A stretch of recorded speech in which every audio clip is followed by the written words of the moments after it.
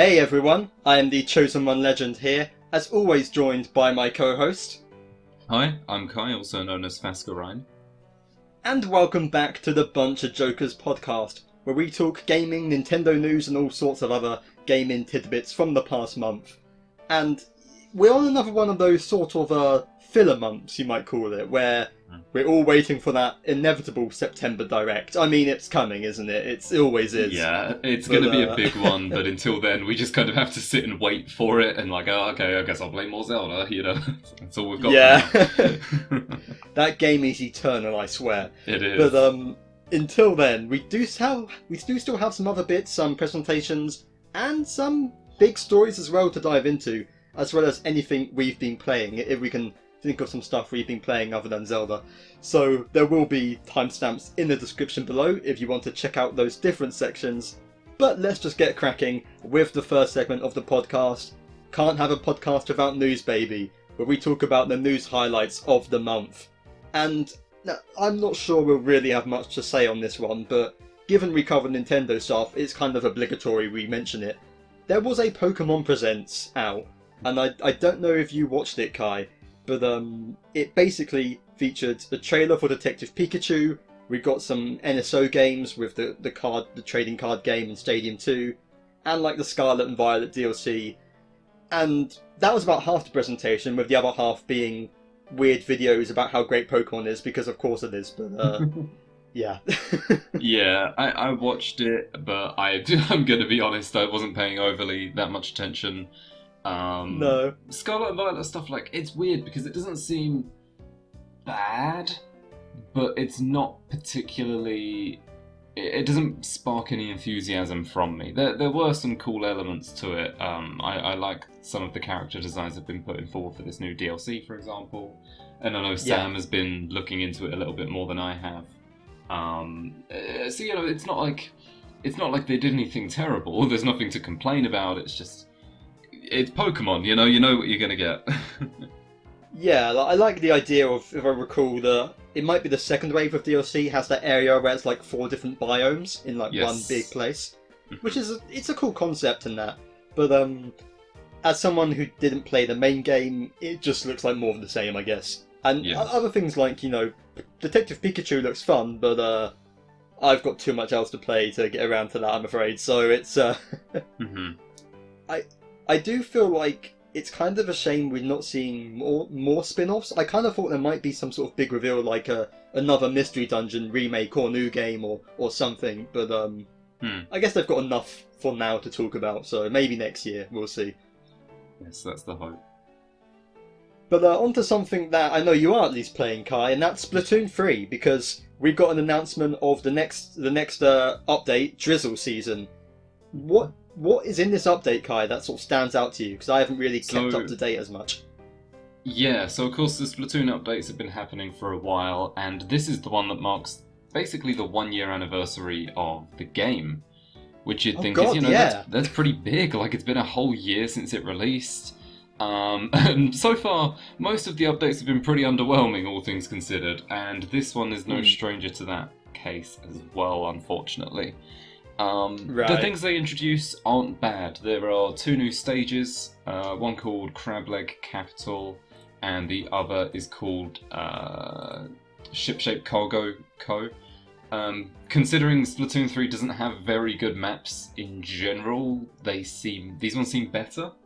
I guess we'll have to see when they come out. So, you know, that's the thing. They seem fairly cool stages. 2 new main weapons, one called the Dread Ringer, which is like a slosher, but it fires 2 sloshes at once. And I can't remember what they call it, some kind of, the Heavy Edit Splatling, which is just like a Splatling with slightly different fire rate properties. So, you know, they both look pretty cool. More than anything, I like the design of them. They've done pretty good with making new weapons look unique. The only other things in the update are you can like slightly customize your clothes, like you can put your cap on backwards, or your shirt can look different in the way you wear it, which I think makes complete sense for Splatoon. Very good addition. One more returning Salmon Run stage. A couple new challenges announced. And that is it. It's like, that's all. I mean, it's like more of the same, basically. Yeah, I mean, I think the biggest thing that stood out to me is that we're getting Deep Cut Amiibo. That was also announced, and yes, yeah. The temptation to have Big Man on my shelf is real, I'll admit. So that's definitely a tempting possibility. But I don't even know if they announced what they do in the game. It's probably similar to like what the Squid Sisters Amiibo did, that kind of thing. Yeah, the same kind of thing, definitely.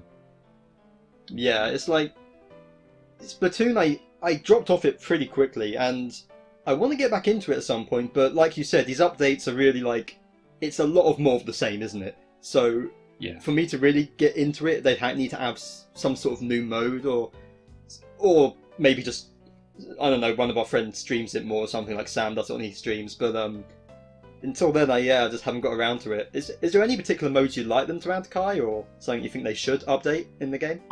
I just think they need something big and new, because this game, I mean, of course this game's got like several improvements from Splatoon 2, it is its own game, and that is true, but there still isn't a new mode to draw people in. For example, in Splatoon 2, they were like, oh, here's a new ranked mode, Clan Blitz, which some people didn't like at the time, but it's actually, now it's like a very good mode. So it's like, okay, Salmon Run as well. Yes, and Salmon Run, exactly. Well, like, here's Salmon Run, new mode. Whereas in Splatoon 3, there's been nothing new in updates, really. No new big things. The challenges are sort of underwhelming because of the time windows, and you do get bored of them after a little while, so even they don't really count. But we need, like, a new ranked mode or a new side mode. I still think a Battle Royale type mode would have been amazing.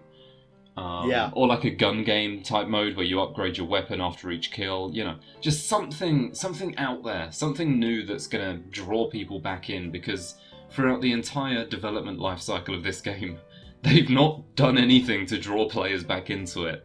And it's infuriating, because I've got like too many hours in this game, I was just saying before the call that I've been playing the game way too much today because I need to get to catalog level 100 before the season ends. But after the season does end in a couple of days, as of recording this, I think I'm basically just going to drop Splatoon entirely, because they're not doing anything new with it. It's just the same.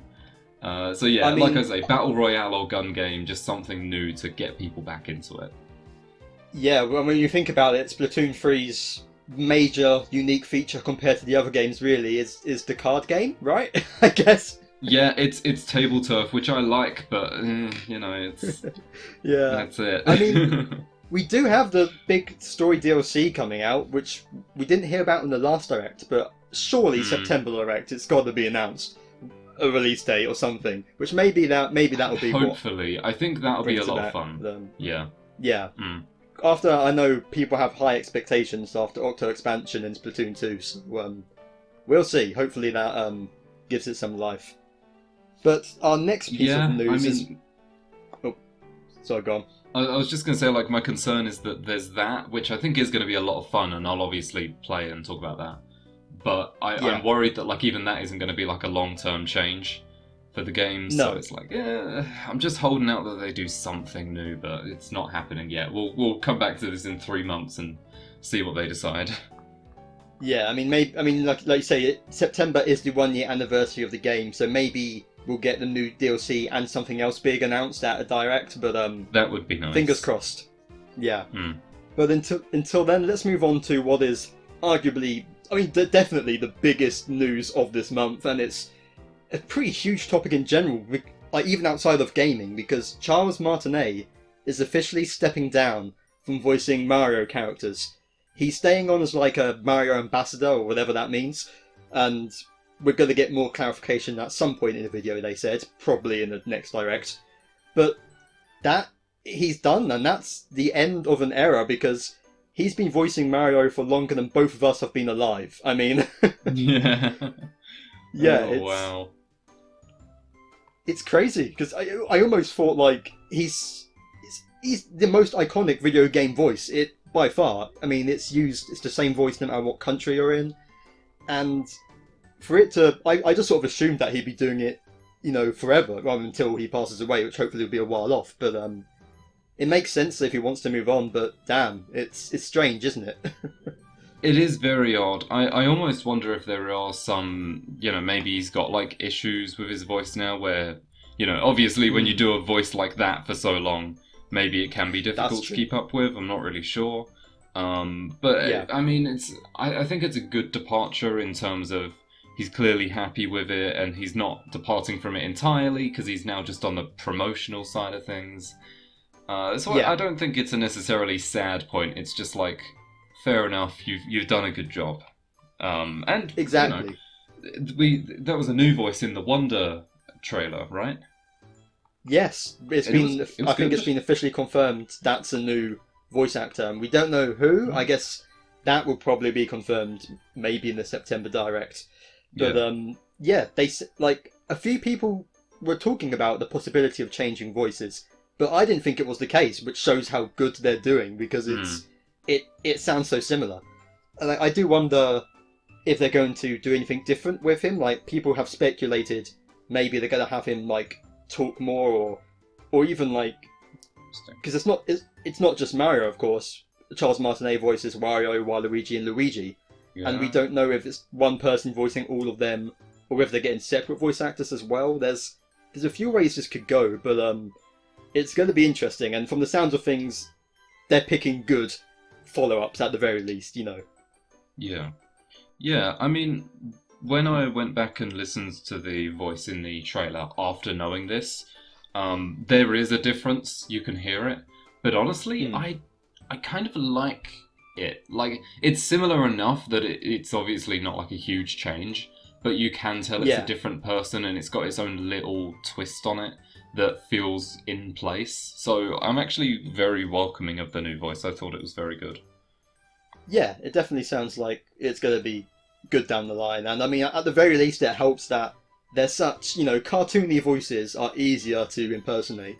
It's one of those sort of things where, pretty much anyone can do a sort of vague Mario impression, almost. It's not a difficult one to do. Obviously, to get it perfect takes actual skill, but clearly they're not going to just be lazy on who they pick to voice the most iconic character in gaming, so I'm not worried at all. Yeah. But it's just what a legacy Charles Martinet has had. I mean, it's like 30 years of voicing Mario or something along those lines. It's been good and very iconic. So hopefully he enjoys his stay as Mario ambassador. I'm glad they're keeping him on. Like, it's not some sort of relationship ended poorly or something. That's very relieving to hear. Because we salute him. Yeah, because if he just, people would be wondering, like, is this to do with the Mario movie or something, or is he annoyed about that? I think, had they not announced that he's staying with us, there would have been a lot of speculation.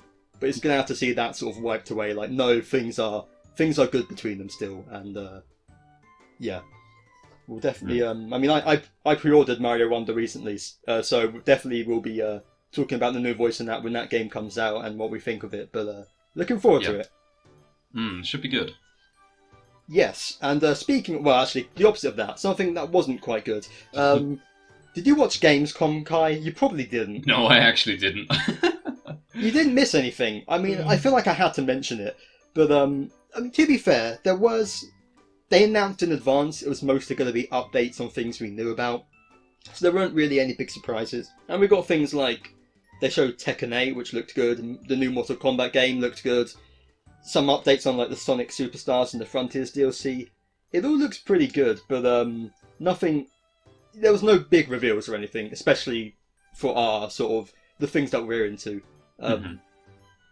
So I sort of go skim over that one pretty quickly. But one thing I do want to tie this into is they also announced around the same time, because of course this is a Jeff Keighley thing, that the Game Awards are coming back on December 7th, and I feel like this is maybe our opportunity to tie this in discussion with, what do you think, Kai, the Game of the Year awards, who do you think the sort of contenders are for Game of the Year? Not who you want, but who you think will be put up. I thought I'd wonder what your thoughts on that were.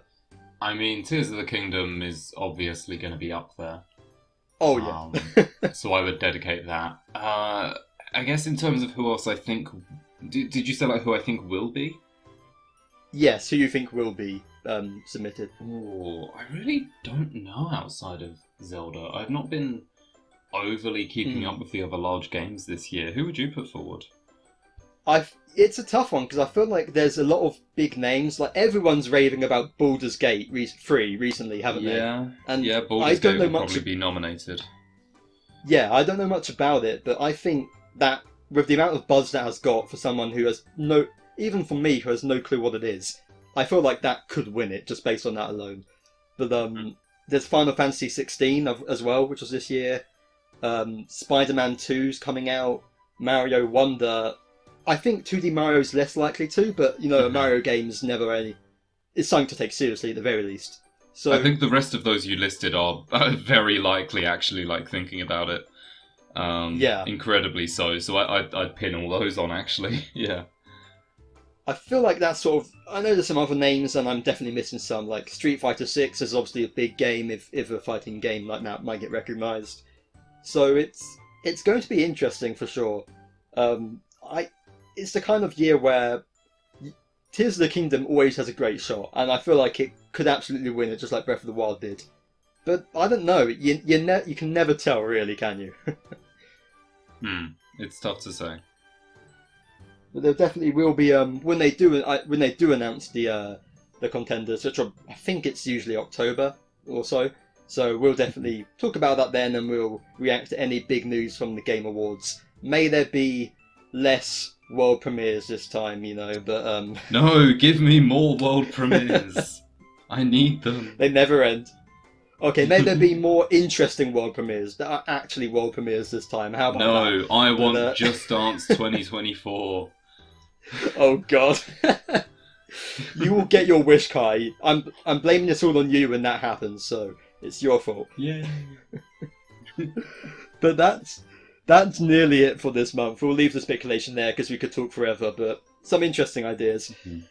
The final thing that I do want to mention, because obviously we're called BunchaJokahs here, is the Xenoblade music selector Trinity Boxer, I think it was, of the soundtrack recently dropped for all the games, and people have been talking about that, particularly because the creator Takahashi had some statements in it which have been translated where he essentially says that if whatever the next Xenoblade might be, if it happens, he wants to take it down a vastly different route in terms of soundtrack, he said, but also sort of the implication being of in general that the next Xenoblade game he wants to do something completely different with.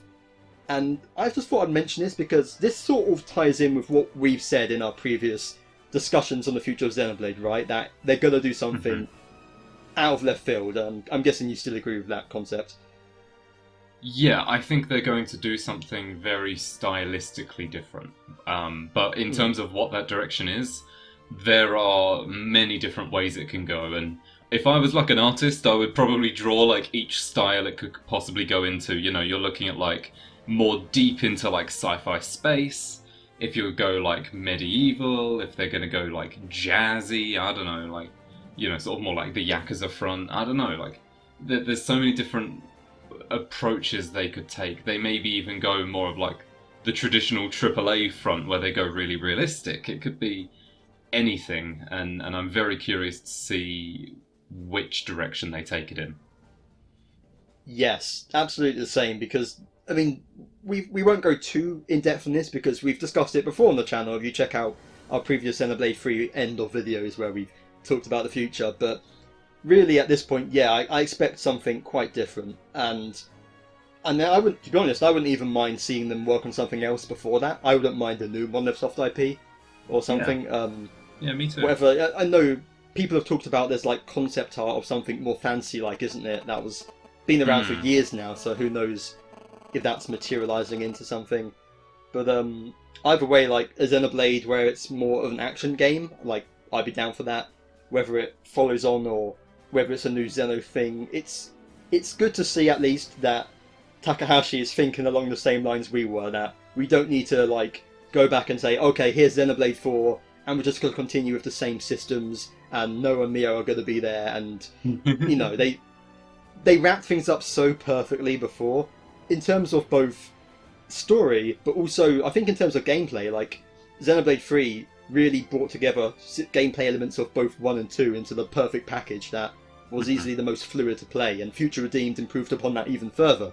They need to revolutionise it now. You can still have, like, you can still have a gameplay system that uses arts, quote unquote, or chain attacks, quote unquote, but make it something completely new. Like, don't even make it new in every sense except for the name, if you even want to. It's like Xenoblade X is actually a very good waystone for this sort of thing, where it showed how you can make a Xenoblade game that feels very different while also clearly still being a Xenoblade game, and just something more like that, but 10 years further down the line would be lovely. Absolutely, yeah. I'm glad. It's just nice to hear that that's sort of where their thought process is at, and I mean, at this point, either way, we're down for whatever they come up with. Yes. Unless it's another Baton Kaitos, please don't make me go through cards. I don't want to do that. Oh, but, I'll do it. I'll do it in a heartbeat. Just give me it. You can cover that for us. No. Yeah. I'll let you do a video with our friend Samm. Not Australian Samm, thankfully, other Samm. Yeah, so, yeah. But, that's pretty much it for the news for this month. So, let's move on to our final segment of the podcast, Games Time Baby, where we talk about games that we've been playing. And I know that, of course, Tears of the Kingdom's a big one. Then I'll start things off here by mentioning that I have finished Tears of the Kingdom now, that I've wrapped up on it.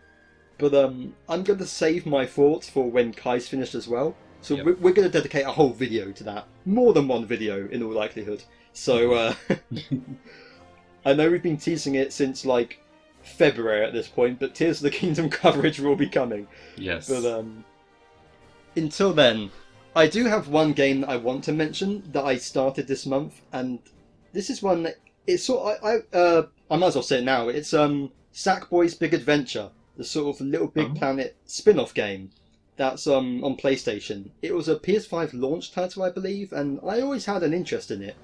Because I grew up playing Little Big Planet with my friends. I never owned a PS3, but I went to their houses and we played custom levels to the early hours of the morning. And I had the PSP game, and I loved it. I loved how creative it was, and even the built-in levels just had so much personality to them. So when I heard of taking that but moving into a full-on 3D platformer, I was like, yeah, this is my bread and butter. Like I'm gonna love this. And then it was added to PlayStation Plus for free, and I'm like, why not try it out? I have some time now. I finished Tears of the Kingdom. Let's play something smaller. But I've got to be honest. In the very weird and unusual situation for me, I dropped the game. I didn't finish it, and that never happens for me. Like, at very rare instances, I will end up dropping a game just because I've something else comes up I want to play, and I just end up not getting around to getting back to it. That's how I still haven't finished Hades, and I still haven't finished Tales of Vesperia. I didn't intentionally drop them. I just sort of faded away. But yeah. Literally, in my entire life, I think this is only the second game that I've straight up just said, I don't want to play this, and stopped playing it. The first one being Pikmin. Sorry, Kai. But, which Pikmin? The first one, which I know you're not as into, so... Okay, understandable. Yeah, that's fair. Yeah. But, it's a weird situation, because I think people like this game, and it's not awful or anything, like, I'm not playing it and it's a mess, but it's as simple as I just was not enjoying playing it. Something's missing, and I can't even exactly quantify what it is. But I think it comes partly down to the personality of it, the character, where it definitely, and this is done by a different team than the original studio behind Little Big Planet, I think. But it's definitely replicating that. It's got the whole sort of craft aesthetic to it, and these little cardboard cutouts of quirky cartoon characters around, this sort of moving environment, and the way music integrates. It's all the details from Little Big Planet are there, but the best way I can explain it is it almost feels like someone's replicated it without actually understanding what made it good in the first place and what made it feel special. And I can't even specify what it is that's missing, but there's something to it where the humour didn't land for me. The visuals are they're pretty, but they felt kind of generic to me despite that. And when you tie that in with the gameplay, it's something about it where it plays fine, but I think Sackboy moves really slowly, and I'm not really into the gameplay loop of it as much of trying to get like a high score. And some levels require you to do multiplayer if you want to get 100%, which sort of immediately turned me off that. Yeah. Even though you can do it online, I prefer to go through single player. And it'll be interesting to like hear another perspective or look at some reviews now, because again, I seem to remember people talking about it quite positively when it came out. Like, not that it was a Game of the Year masterpiece, but it was a good, solid game. Yeah. A good platformer for PlayStation to start off. But it's bizarre. Like, everything about it just kind of felt like nothing interested me at all. And it got to the point where I was like, okay, well, I'm making myself play this. Why am I doing that? Let's try something else. And I wondered for a bit if I just got a bit of gaming burnout after putting 150 hours into Tears of the Kingdom, which would make sense. Maybe, yeah. But then I started my next game, which I'll talk about next month, a Kingdom Hearts game, and I'm enjoying that enough. So it just something about this game just felt devoid of life. That's the best way I can sum it. It just felt devoid of substance. Even though all the factors were there, it didn't hit for me at all, and I dropped it. So weird situation, because like I said, I rarely talk negatively about games here. There's very rarely games that I don't enjoy, at least to some level. But this was one of them. I dropped it, and sorry, Sackboy. Yeah, no, I feel that, because I don't really drop many games either, but there have been some where you just go through it and you think, this feels just kind of more like a chore. You're not really invested in it, and it's not a bad time, but you're just not feeling amped up to keep going with it. So, I definitely understand that. So I do wonder what was missing, because I remember feeling that on occasion playing Little Big Planet 3, and I wondered if it was just because I was older, because the game was good. So I do wonder if there is something like that where they just haven't managed to do something with this game that the old ones once had. Like you say, there's something missing there, and I don't know enough about the game to pin what it is either, but it would be an interesting one to discover for sure. Yeah, I feel like you're onto something with Little Big Planet 3, because if I remember, did that game's story go more into like voice acting and stuff than the previous games? There was lots of voice acting, lots of like new characters that had focus, and almost like cutscenes and lots of stuff. Yeah. There's a bit of that in this as well, and I can't recall how much of that was in the previous games, because the story-wise I only really played PSP, but I remember that game, it felt like all the story was told through the level itself, almost. Mm-hmm. Yeah. And like every level itself was a story, and you were like trying to help someone, but it almost felt like every time you did something in the level, it would have a reaction, and the entire scenery would react to you, but in a way that had meaning, whereas in this game, it sort of does it, but almost it feels like, okay, this is what we do. You make a decision here, and some cardboard cutout in the background jumps out with like a yay symbol or something, and they're just doing it because that's what they're meant to do, rather than it actually having meaning to the gameplay that makes it feel special. Something along those lines, but right. I think you're onto something with like it making the same mistakes from what I heard Little Big Planet 3 did, so it's probably along those lines, yeah. Okay. Yeah, interesting. But, I might have to watch a bit of gameplay of it just to see if I can fully understand what you mean. Yeah, definitely. It's worth checking out. I know our friend Jack played it as well, so maybe I'll talk to him about it and see what he felt about it. But yeah, it's again, not bad. Like, it's not a game I think, oh, don't play this, it's garbage or anything like that. It didn't land for me personally at all. But yeah, it happens sometimes. So I'm on to Kingdom Hearts, and I'll talk about that next month for sure. That's always a fun time. One way or the other. It's memorable at the very least, that's for sure. But what about you, Kai? I know you were struggling to think of something, so what are you going to talk about for this month? As we were talking about, I've been very busy this month with various different things. So as a result, I've not really been playing anything. I've been doing some Splatoon and Zelda, but nothing substantial to talk about really. The one thing I guess I could mention very briefly as well is that thumbnail guy and just all round idiots to be PG. Samm has been playing Xenoblade 3 still, because he's been going for it for a long time. And as we were Where's we were both on a flight yesterday, and I watched him play through some of the end of Chapter 5. But not far enough where it gets too juicy, but he did play like some of the end boss fights things. But only some of it. So I'm hoping like maybe later this week he can finish it and I'll hear about it. But that was a thing that happened. The only other thing I want to mention is, and it's worth mentioning here because it's basically my equivalent of playing a game at this point, and it is that there is new news for the new Inazuma 11 game, which they are now calling Victory Road. It's had like 5 different names at this point, so I am going to call it different things, but for now it's Victory Road. There was a new development blog they announced the other day, which I'm just going to quickly go through in terms of like what they're doing with this game, because it's an interesting case study of a game trying to adapt to a new system, a new era of gaming, and how they are doing it, what they're doing to revolutionize it. It was the series' 15th anniversary the other week as well, so that's also pretty cool to see. There was lots of like promo stuff done for it, which was very nice. So the main thing they're trying to struggle with is the gameplay system, where it very heavily relied on using a stylus, which obviously is not possible on the Switch, especially on the big screen. So they've been like figuring out, what can we do? I don't know.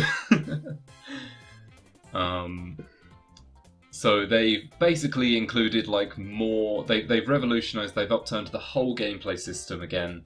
And they are introducing a bunch of different concepts of like quick moving and things like that, just to make it its own football game. I'm not going to go too into the details, but you know, just for example, things like if 2 players are near the ball at the same time, in the games normally it would be like a complete random chance on who gets the ball, and you'd get a little cutscene.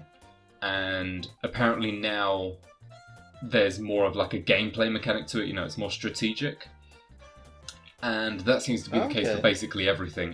They've included a bunch of new changes that make the game way more strategic rather than stats-based. Inazuma 11 has a meta in its current games, which just relies on having the right players with the right stats. It's much less about skill than you would hope. But it seems like in this new game, they have taken several steps to make sure, no, this is a skill-based game, not just about building up the right players. You need to have both. So that's kind of something big. For example, the TP gauge, the TP stat which players have, which determines like how many special moves they can use, is gone. Yeah. And you might think, that's a bad thing. Like now it's just going to be that everyone uses their strongest move all the time. But it's not the case. They now have what's called a tension gauge, where the team has like one big TP gauge that can go up and down in the match based on what you do. Oh, so that makes more sense when you think about it. Yeah, it makes it much more teamwork based, I guess, because you need to decide. It's not just can this individual player use this strong move, and even if they can, then I'll just use it and take them off the pitch. Like, no, you can't just do that. It will have ramifications for the entire team if you use a strong move at the wrong time. So, I'm very curious. We haven't seen much gameplay of it yet, unfortunately. This is a written blog, but it's nice to see that. That sounds like it could create a lot of good back and forth in the gameplay between the teams. Yeah, absolutely. I'm super, super curious, and I just hope the core gameplay suits it and it works well, so we will see. Can I just ask? Have they confirmed Deer as a playable character yet? They've not. I don't know if they've confirmed Deer specifically, but they've said 4,000 characters from Inazuma 11 games of past will return. 4,000. Surely Deer is one of them. Surely. Antlers crossed, everyone. Antlers crossed. Like. Yep. I do hope so. I really hope so. So there's Deer. They've gone even more into it, where they're like, well, hey, this is a new game, so let's have a competitive mode. So there is an online, what they call Victory Road, which is where players just face off in what is essentially just an online ranked mode. where you have open qualifiers, you earn points, you go on to the final stages. And these are like actual events as well. They're not just like little ranked modes. It looks like this is a full-on competitive worldwide thing. So I'm very curious about that. I'm not good enough at the game that I think I'm going to do very well in them, but I'm sure as hell going to try. So we will see. And part of the way they've done that, and you know how I was talking before about how it's just about having good stats, and that's all that's important? Yes.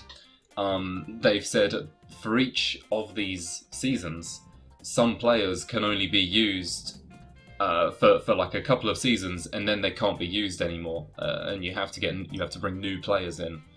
Right. So it encourages you to be constantly changing and updating your team, which I just thought was good. It's like they're making anyone viable by not letting you just use the best player every time. Yeah. So, It's nice when a game does that, makes you mix up your options rather than relying on the same strategies. Which, I mean, I've noticed that, like, sometimes when you're playing Inazuma, when you're playing the old games, it sometimes feels like the strategies always do the same thing, right? It's often very similar. Yeah, and in the 3DS games, it's even worse. Right, Because they just bring in new mechanics, where all you need to do is activate mechanic, and just run down the pitch, and nothing can stop you. It's ridiculous. Yeah. It's kind of crazy. Yeah. They have introduced some new designs as well, and that is essentially it. They've said there's going to be more info on August 31st, which actually is before this video releases, but as of right now, it's not happened. So yeah, we will see. Maybe we have more to talk about next month, but that is about it. But I'm very happy that they are still updating. Yes, that's good to hear. And actually, Kai, I'm going to change the topic a bit, but kind of late. We have some breaking news. I just kept an eye on Nintendo's Twitter. And also on the 31st of August is a Mario Wonder Direct at 3 PM UK time. So wait, when was this announced? Was it right just now? Just 7 minutes ago on Twitter. So all right. Yeah, I know we don't usually discuss news here, but good job I checked that. Yeah, we have a Mario Bros. Wonder Direct as well as new Inazuma 11 news on the 31st. So that will have already happened by the time this comes out, so I can't really call it breaking news. But I guess I do wonder, there's not really much to say other than neat. It'll be interesting to hear more about this game. Maybe we'll give it its own video if it's worth it, we'll have a look. But the question is, do you think this means anything for September Direct? Do you think this lessens the chance, or...?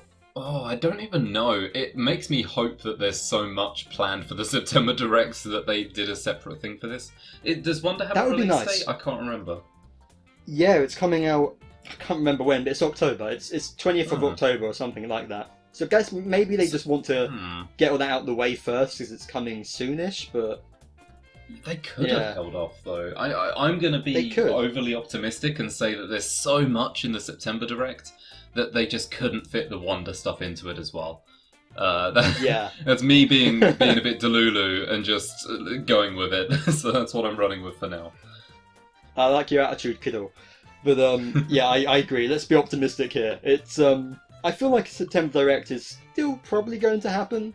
Maybe this means it'll be late September or October at this point, but and they don't have enough time to get everything they want to say marketing-wise out about Mario Wonder before then, I guess, which is why they're giving it its own thing. But who knows? We'll definitely see, and we'll again, I'm not sure what extent we'll cover this because obviously we've already recorded the podcast, but depending on how big it is, at the very least we'll be talking about it next month. So yeah, it'll be interesting to give this a watch. But that is now, unless they suddenly announce Xenoblade 4 Direct coming up or something. That's it for today's video. So thank you so much everyone for listening, for tuning along for the ride. I don't even know where I'm going with this, but of course you can also find us. I don't know. This surprise has completely ruined my outro. I was all ready to do the outro, and then Nintendo kills it for me. But of course, you can find us here on BunchaJokahs, be that on Spotify and podcasting sites for audio-only versions, or video versions with like direct reactions and gameplay videos on our YouTube channel, all under the name BunchaJokahs.